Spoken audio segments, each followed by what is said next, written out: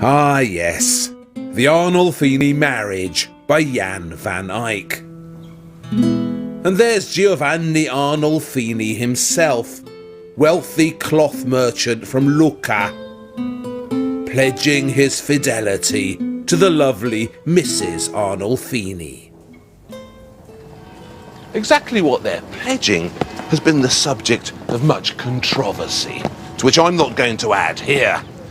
What I want to discuss is something much more important. What the Arnolfinis are wearing. Let's start with Mrs. Arnolfini. Now she's wearing a bulky green dress that's made from a Bruges speciality. Wool. Like this outfit here. Now this wool was mostly imported from England, then woven here by the famous Flemish weavers. Now in the painting, the dress looks rather bulky. That's because it's lined with fur. If you look carefully at the edges, you'll see this white fur poking out. Now, that is actually the fur of one of these, a red squirrel. And not just any bit of the fur, but this bit here, the white bit, the purest bit, what they used to call minever. It would have taken around 2,000 squirrels to line Mrs. Arnolfini's dress. So when you look at her again at the National Gallery in London, try to forget she's actually wearing 2,000 dead squirrels.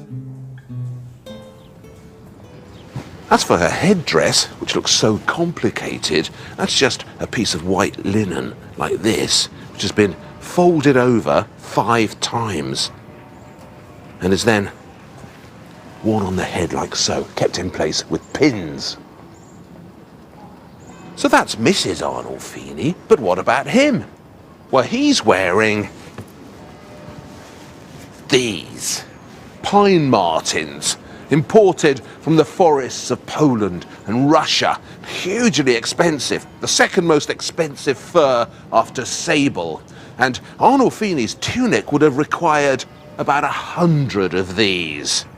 So that's a lot of money right there.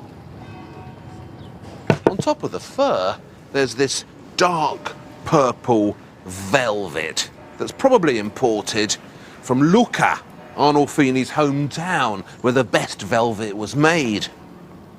But the most interesting thing he's wearing, I think, is his hat. That huge, wobbly top hat affair that looks several sizes too big for him. It's actually made of this straw that's been dyed black, and it's a kind of fashionable Renaissance boater that everyone was wearing in 1432. Very light, practical, and, as you can see, flattering. Look closely at Van Eyck's hat, and all becomes clear in the microscopic, almost magical detail that was Van Eyck's trademark. 30 years before the birth of Leonardo, 50 years before Michelangelo was born, the artists of Bruges were already seeing as clearly as this.